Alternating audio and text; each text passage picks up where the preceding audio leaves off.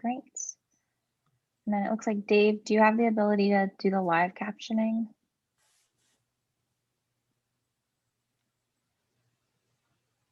Perfect. Thank you. Okay, so hello everyone. My name is Becky Leathersich. I'm a research instruction librarian. I'm excited to welcome everyone to our session today titled Stamped from the Beginning, Book Discussion with Dr. Stacy Robertson. Today's session is part of Geneseo's month-long celebration honoring Black History Month. As part of our efforts of becoming an anti-racist college, these series of events and sessions planned and organized by the Anti-Racism and DEI Subcommittee of the President's Commission on Diversity in Community will hopefully spark discussions, reflections, and actions as we work toward this vision of anti-racism. Going to share in the chat the calendar of events throughout the month. Before we begin, we ask that our participants please mute your mics during the presentation. We do, however, encourage you to use the chat feature to provide questions for the presenter. We have allotted time at the end for a Q&A. We ask that all questions and comments are grounded in respect. No disrespect towards the presenter, moderator, or other participants will be tolerated. We reserve the right to remove participants if these expectations are violated. Now, let me introduce our speaker. Dr. Stacy Robertson is the Provost and Vice President for Academic Affairs and a Professor of History at Geneseo, a role that she has held since July 2017. She is a passionate historian, having written 4 books focused on social justice movements, including Hearts Beating for Liberty, Women Abolitionists in the Old Northwest. Dr. Robertson is the former co-director of the national nonprofit Historians Against Slavery. Please join me in welcoming Dr. Robertson. Thank you, Becky. I just want to say, first of all, that I consider myself more of a facilitator than a presenter today. Thanks to some recent work that Robbie Rautenberg has introduced me to, I'm much less interested in being a talking head and much more interested in having a dialogue, particularly around issues related to racial justice. I am no expert, and I want to make that very clear from the beginning.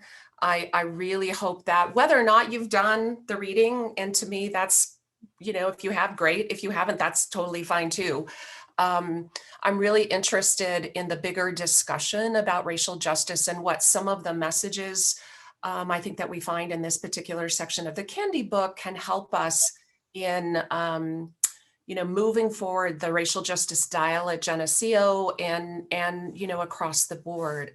So definitely do not feel limited to the chat.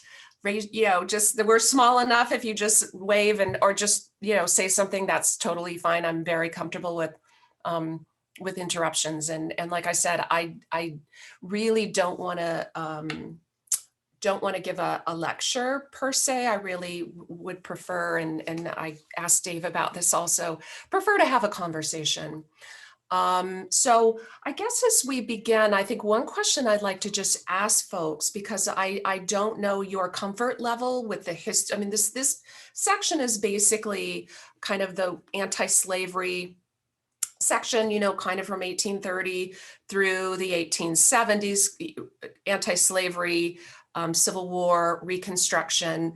And so I'm interested if folks have a just kind of general understanding of the traditional history in that arena, or if you want like a quick 5-minute summary of what the traditional history would be, because I think what's interesting about this book is that it really challenges that traditional history. And so I guess my question to all of you is, would you prefer a little bit of that traditional history? Or do you want to just dive into some questions, some areas that I think were really interesting about this particular section of the book? I know I, for one, would appreciate a really brief traditional history of that, especially kind of as we contrast it with what Kendi is presenting in the book too.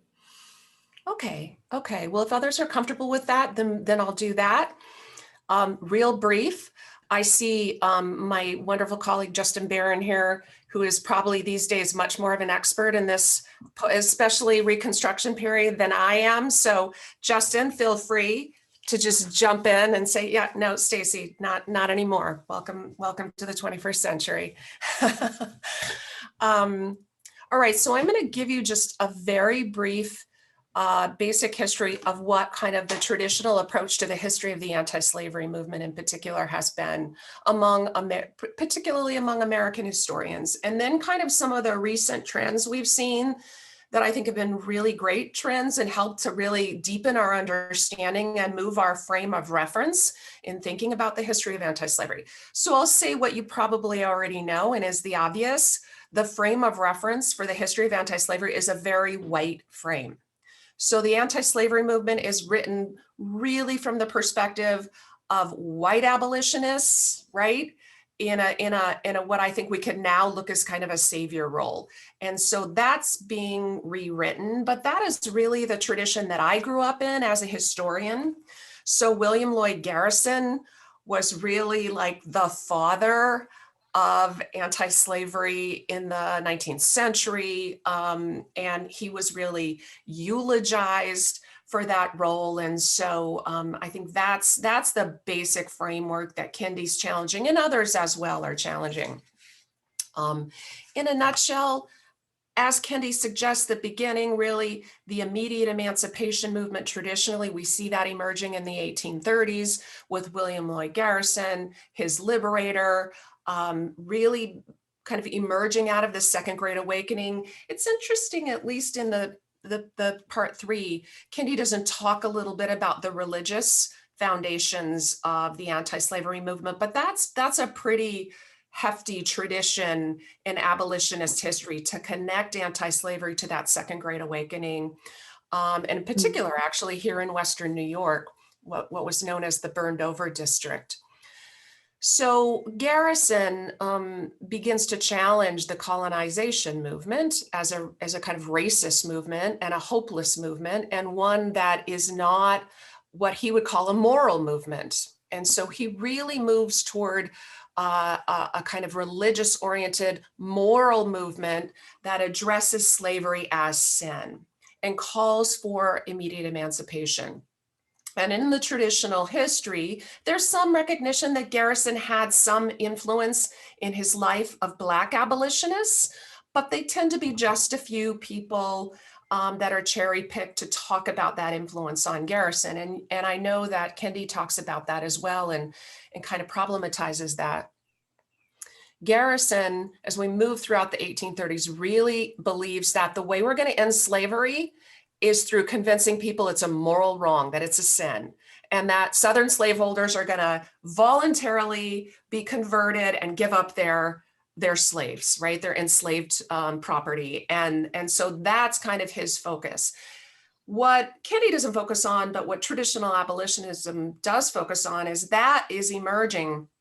And we pretty quickly by the end of the 1830s see that is not working at all. There's another group of more pragmatic abolitionists who emerge, who really focus on the political arena as the way to end slavery. And those abolitionists begin to develop a third political party. And again, I'm articulating the kind of white perspective of the history of abolitionism. The other thing to know about the 1830s and Garrisonian abolitionism, and Kendi mentions this a little, is there's a big divide in the 1830s among the predominantly white abolitionists. And that divide is really about the issue of radicalism. Garrison becomes increasingly radical and begins to include women's rights along with abolition and the demand for immediate emancipation. Other abolitionists, like the Tappan brothers, for example, that Kendi mentions in this book, believe this will hurt the movement by associating it with other radical movements. I'm sure this is an argument you've heard before, and we could apply to the modern day civil rights movement. Anyway, so that the movement divides in 1840. And the radicals stay with the American Anti-Slavery Society and kind of take that over. And moderates begin another organization, the American and Foreign Anti-Slavery Society. And many of them also move into abolitionist politics. Okay, so that's the kind of basic 1830s story. You didn't hear a lot about Black abolitionists there, did you?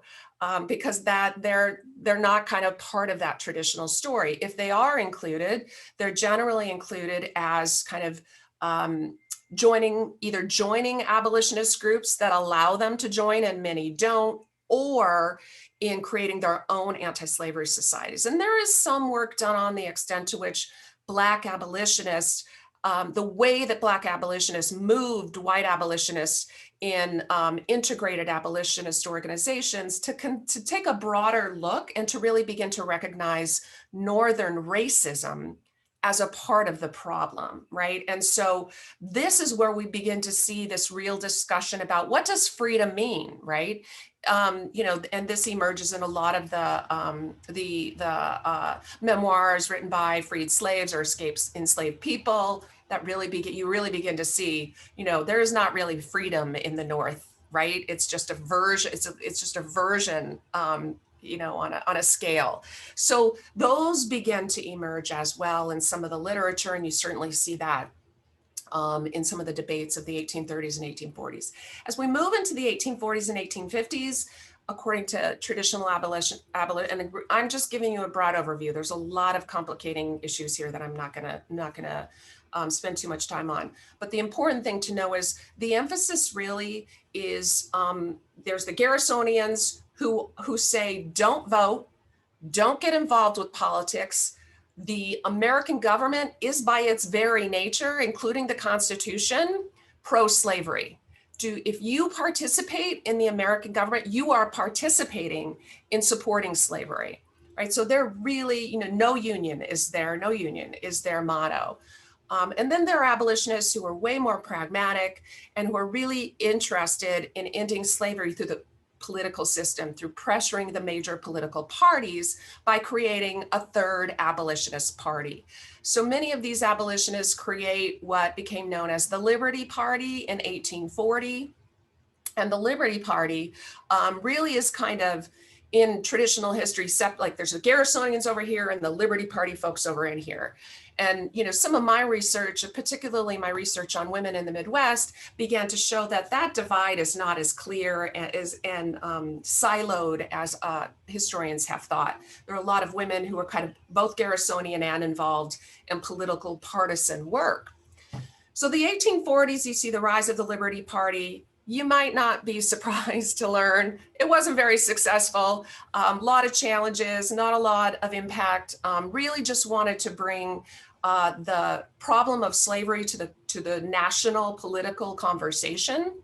And they did that pretty successfully. They prided themselves actually on being what they called a non-political political party. They said they're really not that interested in political success. They just wanted to demand a conversation about slavery, which is interesting because this is why women were able to enter politics through the Liberty Party. Because of course, women were not supposed to be involved in politics, even though of course many women were. But if you have a non-political political party that's focused on moral issues and women are moral agents, what a great avenue for women to get involved in politics, right? Because here's like the perfect party. It's not political and it's moral. So women then had this avenue to political activism, which again, we haven't seen a lot of, I did some writing about it in my early work with the Heart's Beating book, but I think there's still a lot more to unpack there actually. The Liberty Party eventually morphs into what became known as the Free Soil Party. And Kendi talks about that a little bit in this book. And this is really the rise of a watered down version of immediate emancipation that is more focused on white labor and white rights, right, than it is on the issue of ending slavery for moral reasons. So it's really about protecting the territories for white labor, thereby making it free, quote unquote, free, right? Instead of we need to end slavery in the South. And this really becomes a key factor as we move into the 1850s. And among the political abolitionists, the Free Soil Party eventually morphs into what we now know as the Republican Party, which emerges in the mid-1850s. And the Republican Party is an even more watered down version of that original Liberty Party. and the call for immediate emancipation. That eventually, of course, in the late 1850s ends with the rise of the Lincoln administration. Now, and that's just like the very basic historic, and you can see what the trends are here, right? White abolitionism, white issues, how does this impact white people across the nation, a very political orientation, a very political face to the history of anti-slavery. Now, all of that history has been problematized in the last few decades. So there have been historians of women who've begun to problematize it, gender, race. We've seen a rise in conversations about the connection between capitalism and slavery, between the rise of global issues in slavery, all kinds of ways in which that history has been problematized. And I think the Kendi book offers a kind of new approach to problematizing that history of anti-slavery. So that's just kind of a very basic overview from the kind of traditional white historian perspective of the history of the abolitionist movement. So I'm going to pause there. Any questions about that just basic general history that anyone has?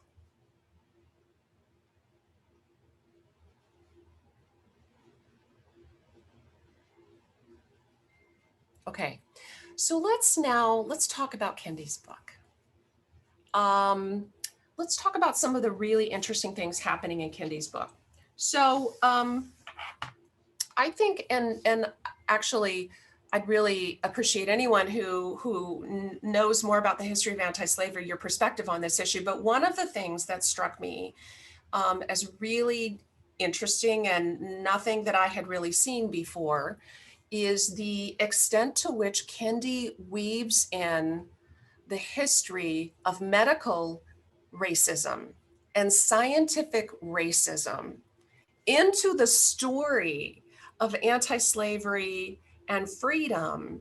I have never, and I don't know if others have seen this before. I mean, I know there's a lot of emerging work on racism and the history of medicine and the history of science, but to weave it into the anti-slavery story the way that he did, I was really, really intrigued with how he does that. So I'm just wondering if others had that reaction, or if you had any thoughts about that area of how the rise of Darwinism and the kind of legitimization of the dehumanization and devaluation of Black people based on the supposed medical and scientific evidence, and how that kind of feeds into the rise of the idea of slavery as a kind of positive good.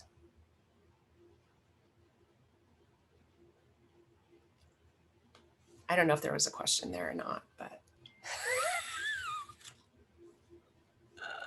Justin, was this new for you? So sorry. No, Rachel, go ahead.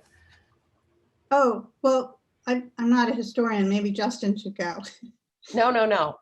Okay. Well, the medical stuff was really stunning, right? Like, so the guy who started gynecology, the whole field of gynecology, doing those operations on enslaved women, and not giving them anesthetic when it was available to him. I mean, that was just shocking. That was just so awful to read. And of course it makes sense, right? That if you dehumanize a whole group of people, then you can do that. You can, make those decisions. And yeah, it reminded me actually of, the Nazi doctors in the Holocaust, right, and the kinds of things that they did on their capture, imprisoned peoples. So. Yeah, and Rachel, that issue struck really heavily with me, in part because how horrific it is, but also because I don't know if that statue of that individual remains up on Fifth Avenue. Does it not? Is it gone? Justin, you're shaking your head no. Yeah, it was removed about a year or two ago, very Okay. recently. But yeah, there's been recent attention about Marion Sims and Anarcha, who was particularly the enslaved woman that was experimented on the most. There's a number of women that were experimented on, but it is. I mean, it's obviously great that the statue's down, but the legacy of gynecology is rooted in this sadistic suffering. And that's just one of those realities that we're trying to wrestle with. And I think that's, maybe some of the questions that we have going forward is, the white supremacist roots of anti-slavery. I mean, I think that's kind of what Kendi is suggesting here, and that makes it in some ways harder to kind of imagine what to do next. There's been for a long time, as you mentioned, Stacey, a very triumphalist narrative about marginalizing slavery in American history, and that makes contemporary Americans look better and feel better about themselves. That's just not an ethical. It's not ethically valid to look at it at that point anymore. And there's so much more scholarship coming out. The 1619 Project in particular is really challenging us to be thinking about a much more, I don't know, that exploitation and suffering are at the root of so much of what white America has said has been good about our past. That is an excellent point, and it really does make it difficult for us to think about how to rewrite that in a way, right, that acknowledges Kendi in his intro talks about the dueling histories, I think he called the dueling duality, the history of anti-racism and equality and the history of racism and inequality, and how they both kind of, and we need to, as historians and as citizens of this country, need to make sense of that duality instead of bury it, which is, I think, what we have tended to do. And it reminds me of the discussion that we were having about white fragility too, that a lot of this contemporary history that we've been taught has been written to make us as white people much more comfortable. So the ultimate example, the kind of big one that he takes on in this book is Lincoln, of course, right? I mean, talk about, it's hard to walk away from this section and not feel, even if you're a historian, a little bit differently about Lincoln than you did when you first started reading this book. Did anyone have that feeling from reading this? Yeah, I had that feeling about him, and also about Frederick Douglass. Right. The way that Frederick Douglass talked about Dominican, or about sending former slaves to the Dominican Republic. Thought that was not the kind of vision that we, especially in Rochester, get of Frederick Douglass, with a statue all over the place. If that idea had actually come to fruition, we would not see those statues, I'm sure, or at least they'd be taken down, just like Sims or Taney. All these people would be taken down. Right. Yeah, I think the Frederick Douglass issue, Jonathan, is even more hard to grapple with than the Lincoln issue. Yes, but because, well, so I think growing up, we learn this vision of Lincoln that is the messianic vision of Lincoln, and then we start to, once we start to get a little bit, when we get older and we understand some of the more nuanced approaches of Lincoln, like, no, he wasn't a perfect person. Okay, we can deal with that. But then Douglass comes in as this great counterpart. Right. In histories, when we learn about it in undergraduate or even in some high schools. But then to see him kind of turned over a little bit is really challenging, to see both these two men that we have kind of become the major figures of emancipation and abolition in the United States are seen as much more negative portrayals than we have usually seen them.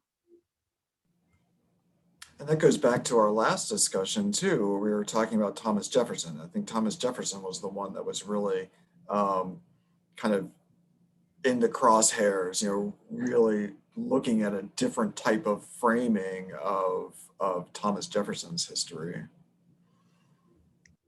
So did you all, I mean, Kendi calls Douglas assimilationist. He refers to him as assimilationist Douglas. So what did you make of that? For you, how did that resonate, and what does that mean to call him an assimilationist? What do you think he's trying to get at there?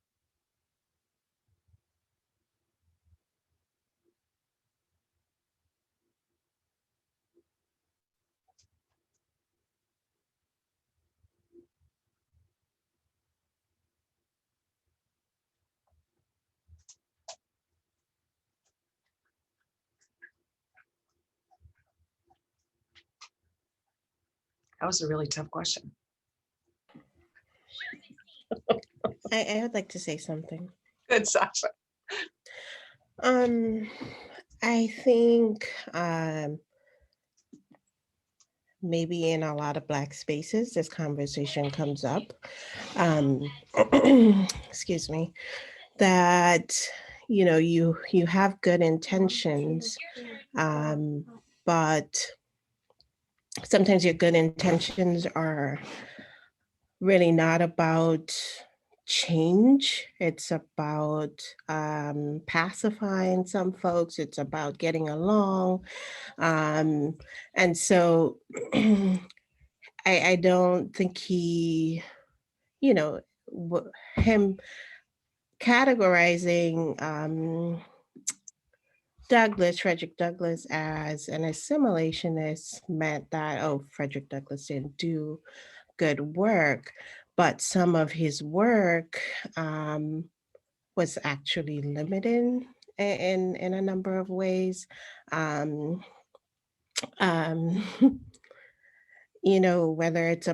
it was about Blacks being biologically inferior,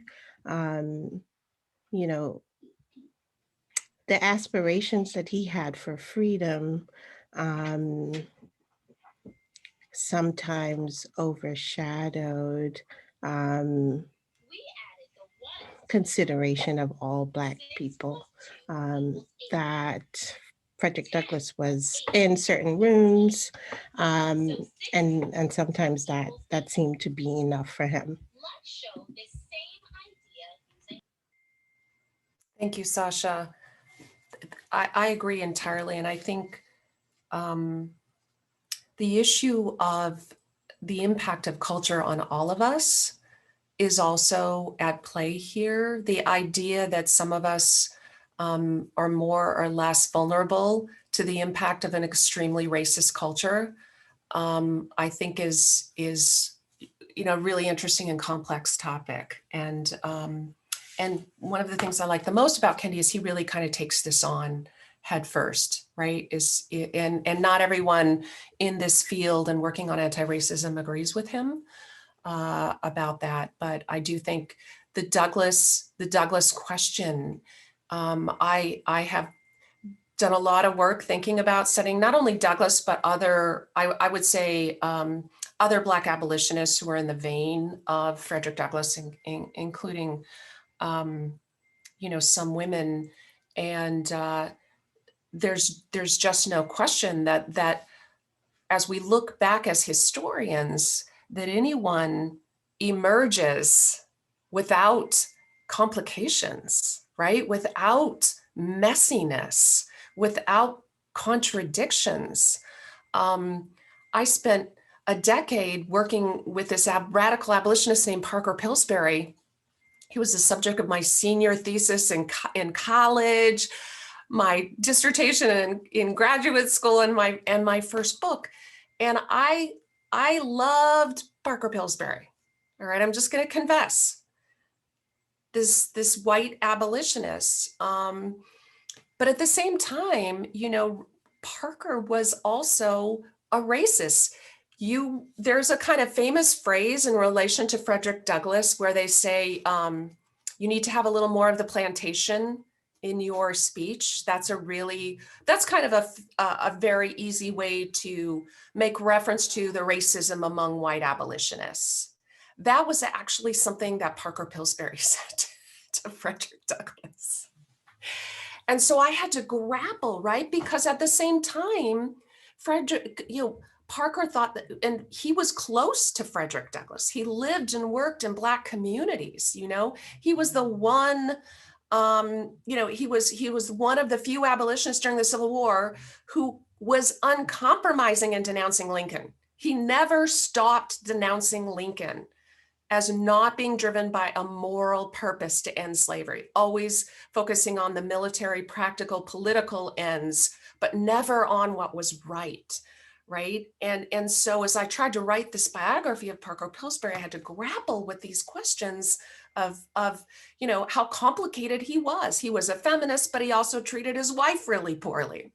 So how do we, as scholars and thinkers and teachers and learners, look back on these individuals and on this history with a sense of openness to that complicated history? I think for me right now, what's really been transformative in my own thinking and kind of makes me want to go back and rewrite every book I ever wrote is just the really impactful idea of how white privilege transforms the reality of not only the way that we as historians write history, me as an individual, how my own white privilege has caused me to look at things and not see things and not recognize things, right? And also then how the white privilege of someone like Parker Pillsbury, who prided himself on his poverty and his suffering and all of that, how I can go back and kind of re-look at all of that. So I think one of the great things that Kendi gives us is this freedom to be okay with complicating our heroes, Jim?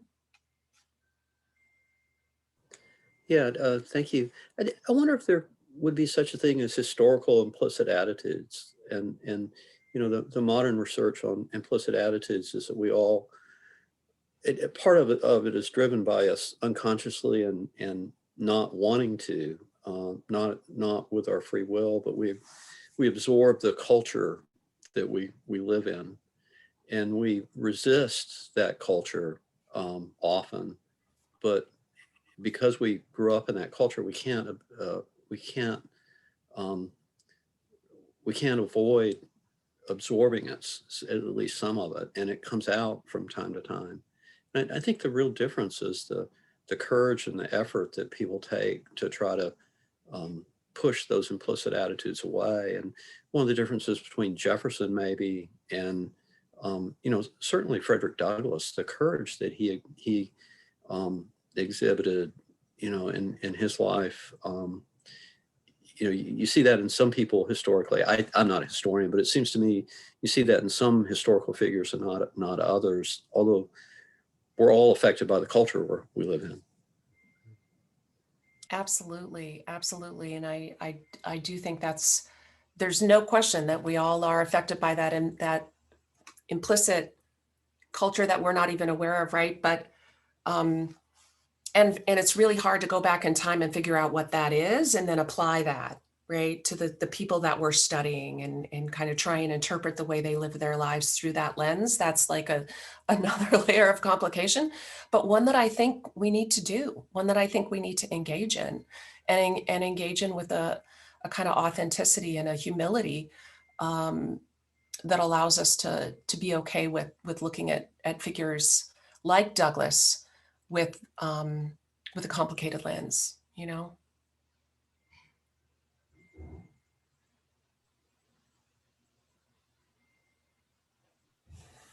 Oh, I see Catherine is raising her hand. Go ahead, Catherine.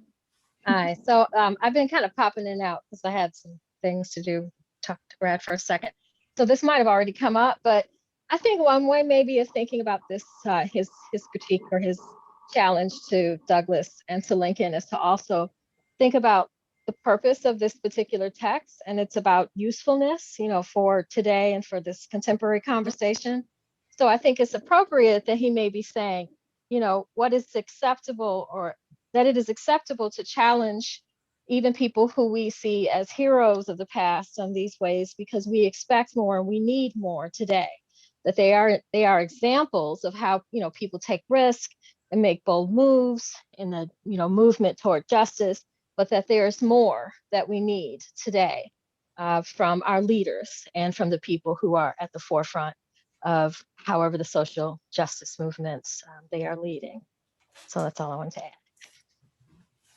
Kathy, I love that. Were you thinking of anyone in particular? Because the moment you started talking, I started thinking of one individual in particular. I'm thinking of everyone in particular. I have to say that the last year has challenged my love and affection even for Barack Obama, and that's a big push, right? So that, so I think that for all of us, but probably Biden too. Yeah. Kathy, I'm listening to his memoir right now, Obama's memoir, and I'm both mesmerized, but also inclined to kind of pause at some points and go, I don't really agree with you on that, and that's okay, right? I mean, I think, well, anyway, in this moment, it's hard not to eulogize Obama, I think. But I take your point, and I think you're absolutely right. And maybe that's where we need to take the conversation for the rest of our time together, is what is this problematizing of our heroes? What is this idea that that kind of messy middle that we all live in? How does that affect our work as educators, as learners, as progressives, as conservatives, whatever it is that you are? How does that help us to engage better in the what I would call the battle for racial justice?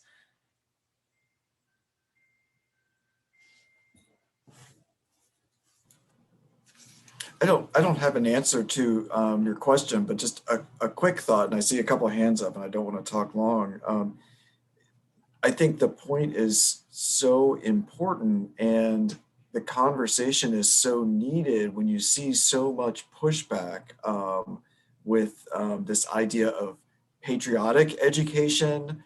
The report that Trump's commission came out with on Martin Luther King Day in January, and the fact that we are still getting pushback from Project 1619, that there are still places where people are being reprimanded and punished for teaching Project 1619 in our schools. So this work just seems so important right now. And I saw Jennifer and Allah's hands both up too.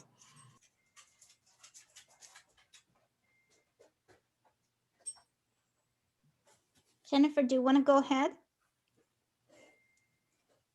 She's saying, you go, Allah. Okay, all right. I'm going to bring it just for a second to more historical dimension, because there is one thing that I as a historian struggle a lot with, and that is, to what extent can we take our circumstances, our culture, but also where we are at, and as a nation, as a group, and how much can we actually go back and apply that criteria to anyone, to any political figure. And I'm definitely, I think rethinking and reevaluating is very, very important. But I also think, and I think Jamal and Jim, you talked about the idea of kind of like positioning yourself within your culture and making sure that is transparent is very important as well. But also, to what extent are we, like, I ask myself, am I in the position to judge someone, and kind of say, well, yes, Obama, I don't disagree with Obama, but I'm in 2021. That's all. That's a great point, Allah. And that, I think that's a point that It's something that I think all historians are always engaging with, right? How can we assess and quote unquote be objective, which we all know is impossible, about the lives of people we're studying, while at the same time, you know, interpret with legitimacy and authenticity. It's a challenge. Tough, yeah. Kathy? So I've been thinking about this for the last couple of years, and there's been a phrase that I picked up as part of one of the conversations. I think it was probably Jennifer Morgan 2 years ago at that Bright Institute thing I'm participating in. And this was a phrase that probably people say all the time, but it had never really hit my radar. And that's historical interventions, right? And the extent that essentially the context that she was using it in is thinking about sort of in historiographical sense, the way that each historian challenges other historians, and these are interventions. So I was thinking about this in this same kind of conversation that we're having when we talk about usefulness, right? And that our work, historians' work, is an intervention, right? In a part of a conversation with the people that are present, right? As much as the story of the past is the conversation with the people in the present, so that our work is part of this, you know, again, this intervention, these series of conversations. So I was thinking about it in real quick along the lines of what Sasha was saying.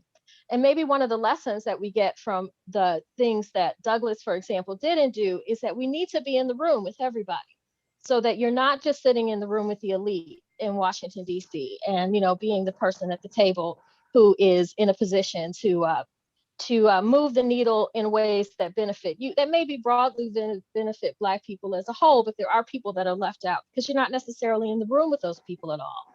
So maybe that's part of what we do, is that both in our conversations with the past, as well as our conversations with the present, is that we broaden the room, we widen the circle, right? And then that gives us an opportunity to be more useful. Again, usefulness, I think, is what we should start thinking of as our job as historians. I love that, Kathy. Thank you. Jen, did you want to jump in here, Jennifer? Oops, sure. I had a question. One of the things that was really that I learned from this chapter in Kendi that was most striking to me was how big and how dominant at the time the colonization movement had been. Right. So, I mean, I think the last time I took a formal history class that covered this period of history, I was a teenager. So I got I have my teenage memory of what happened, but I did not realize before this that colonization was something that people were very seriously thinking about. And it made me start to think about kind of the through line of history of the unwillingness of white people to live alongside of Black neighbors and to have real integration. And I wonder if there are some through lines that those of you historians can help me understand, through lines between kind of that unwillingness, those ideas of colonization from the time, and the continued issues of segregation that we have now. So like through redlining, through all of, like the free soil movement, there just seem to be some things that I could use some help to connect dots. That is so insightful. You're really helping me think through. I have to say my immediate thinking was, as we move out of the 1870s and back into the white empowerment of elites in the South, and we see the re-enslavement of Blacks through the criminal justice system. This is another forced segregation of Black people through the criminal justice system, and that lasts from 1870s through to the 1950s, and then some would argue just gets translated into mass incarceration, and I certainly would, in the 1970s. Just another form of that same brutal segregation that's probably still related to some to scientific and medical issues as well, I would guess. Because certainly that's woven into the 20th century as well, right? Experimentation on Black bodies continues all the way through the 20th century, and we continue to discover more about that. as more people do work in that area. Kathy, thoughts here? Yeah, so real quick too, Jennifer, this is interesting because I think that one of the big problems is that people don't study early America, right? So if you go back to the beginning of the colonization movement and even arguments about sending, that they line up together. So the early anti-slavery movement and send those blacks back to Africa, because our plan is to never have an America that's not a white America. So that there is this, from the beginning, this argument that that these people can never be assimilated, right? And that, from Jefferson and Washington, all of them are laying it out at the same time folks are, publicly talking about ending slavery. So I think that might be, and again, like you said, you haven't studied it since high school. That's because not a whole lot of people were doing as much in the kind of broader sense of early America and the history of slavery and racism, but there's tons out right now. So it's like a rich field to be in right now because of these same big questions. So expect more. There'll be lots. Yeah. Anyone else want to jump in on it, Jim? Well, I wanted to change the subject back to something Kathy said earlier, so I'll wait and for this conversation to finish. Okay, we'll see if anyone else has anything else on this bigger issue. Justin? Yeah, I guess the other thing to add on colonization was just that a lot of African Americans wanted to leave the country, who did not feel that they had a future. That effort to emigrate out of the country drops in the Reconstruction era, where there is some hope of citizenship, and the law begins to recognize Black citizenship. But then as Reconstruction is violently suppressed, it increases again. So you get the Exoduster movement, the movement to Liberia. This connects to our Marcus Garvey in the 1920s and his Back to Africa movement. It then is a through line there to Black separatism in the Black Power movement in the 1960s. And so this is another really powerful theme of to live in American society. And I think we ought to reckon with the fact that may have been a better option, frankly, that integration was never going to happen. There's some historians that suggest that Lincoln's approach to colonization was rooted in the fact that he couldn't imagine white people in the North, in particular, accepting Black neighbors. And there's a huge historical record that suggests that he was probably right, given everything that Kendi talks about the intellectual framework that goes all the way back to the 1600s and earlier. In some ways, the thing that I'm amazed that there even was, that Frederick Douglass was possible in that sense, just because of the received opinion in the elite universities, and then the political leaders. I mean, Jefferson Davis is the person who coined the name of this book, stamped from the beginning that the omnipresence of white supremacy was so stunning. Another way to think about it is just that getting out makes sense, I guess.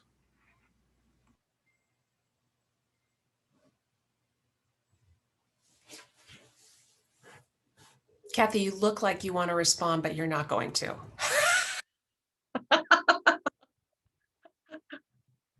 I'll talk to you later, Justin.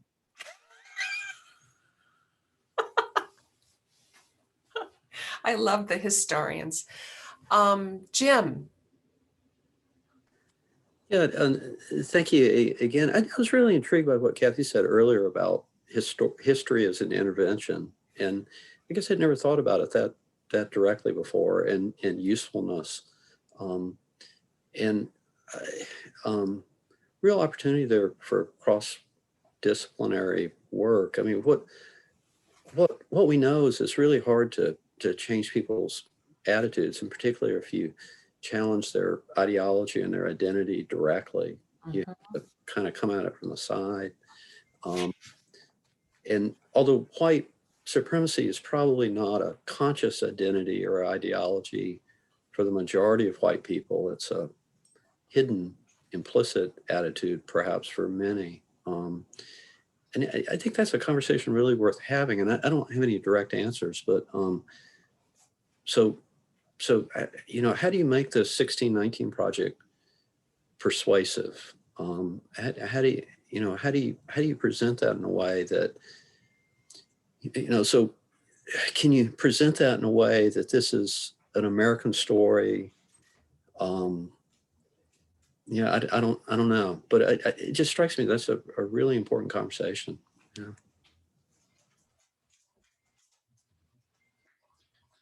I agree. And I think that I haven't done enough thinking about this idea of historical intervention, although I will say, Kathy, I was in a conversation recently with a couple of, 30-something historians, and they threw out that I phrases like, I made an intervention in this this historical conversation. I had an intervention in this, and I thought, what are they talking about exactly? I was like, this is new language.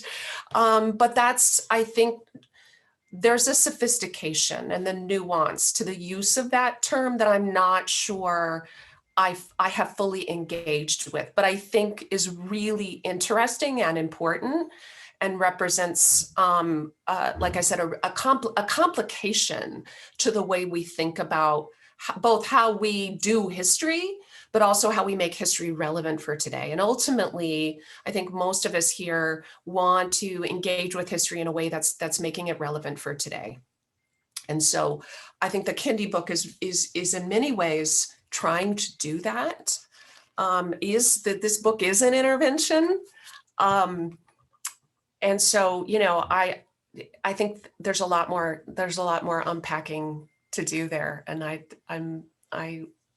am eager to do that. In fact, I think I've decided after this conversation, I'm definitely quitting my job and going back to being a historian. So you guys are going to have to look for a new provost.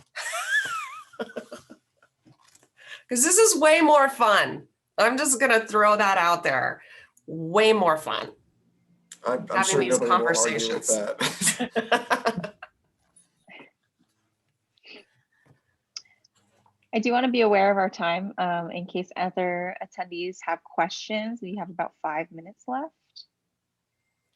I do want to recognize Sasha's comment in the chat, which I think is really important and insightful. And she says, I think something we see happening today to make sense of what happened in the past and these heroes of the past is the preaching about change and peace is different than enacting it. Once people are in positions of power, they often realize how difficult it is to change that structure. That certainly is a theme you see in the Obama memoir, if you're reading or listening to that. As a result, we get these incremental changes when the people suffering need big changes immediately. I just think that's very powerful and very true.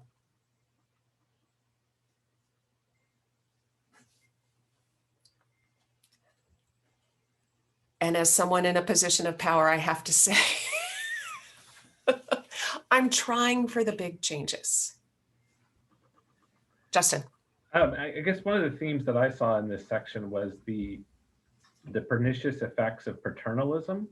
I mean, I think that's what really comes across with William Lloyd Garrison. And I guess that's something to be mindful for racial justice movements or any sort of movement for change is the, I could see myself in this too, is presumption of knowing what is best for those that you're trying to help. And that could literally be the students that I teach, but thinking about other sorts of efforts that we work at to kind of make things better. And it's just,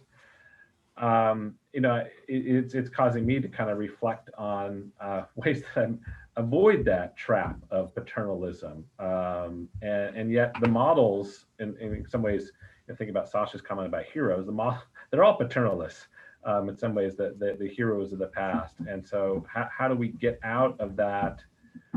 How do you contribute to a movement, but then also not presumed to speak for the people. And yet, you know, the allyship is an interesting way that has been discussed recently about how to participate in that vein. But I wonder if others have other thoughts on how to not be so paternalistic, or is allyship the way to go?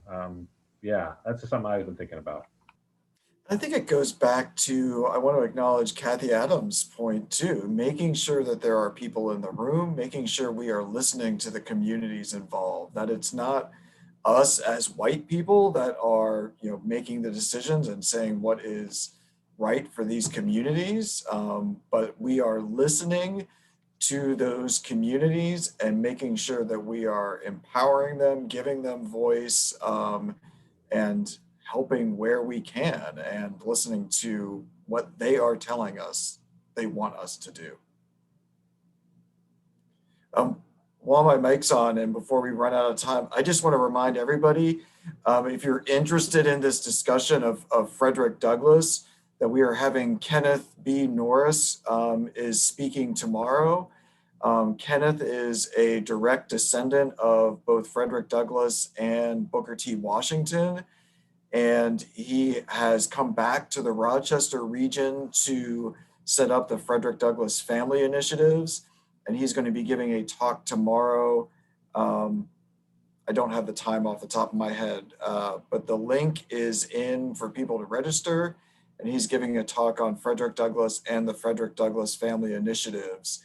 And he is very interested, and their organization is very interested in making more connections with Geneseo, seeing how we can get our students involved in the Frederick Douglass Family Initiatives, and seeing how we can all get ourselves involved in those initiatives too. So I'm very much looking forward to that talk.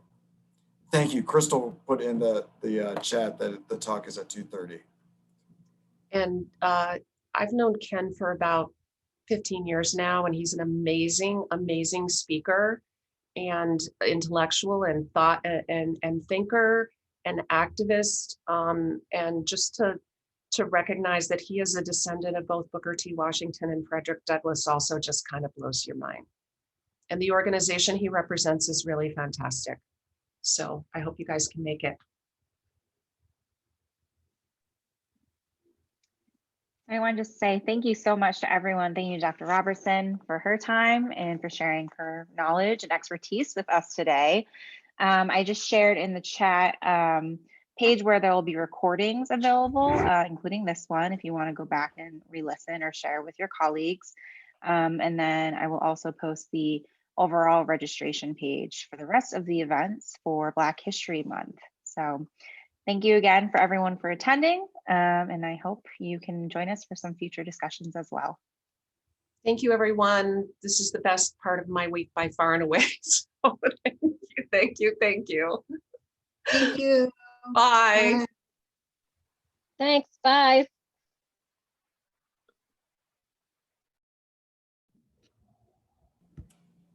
Thank you for hosting, Becky. That was great. Thank you, Crystal. Yeah, thank you. Bye. I thought it was a wonderful discussion.